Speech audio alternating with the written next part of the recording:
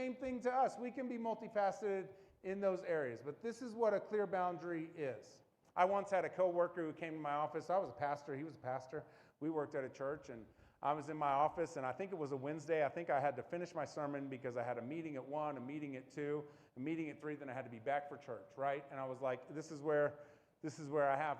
my day, right? And he comes in my office while I'm hammering the last part out, finishing everything up, and I feel like I've got this time, and it's going to take me every bit to get to my next meeting to finish this thing. And so I'm in my office, and he opens my door, and he says, hey, this truck just arrived. It's full. We got to unload it. All the passengers are supposed to be outside unloading this truck right now. And I said, hey, man, I can't do that right now. And he's like, what do you mean? You're a pastor. You work here. You're supposed to do this. This is what we're supposed to do. You're supposed to do this. This is what we're supposed to do.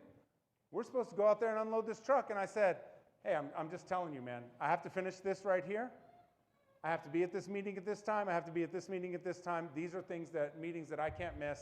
These are things that help the church in other areas. Right now, if I wasn't busy, I would get up and go out there and unload the truck.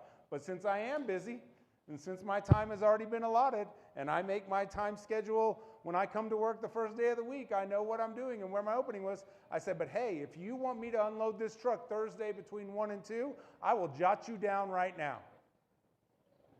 Right?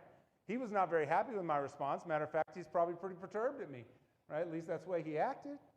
Right? And I was like, hey, man, I'm sorry. But here's my deal.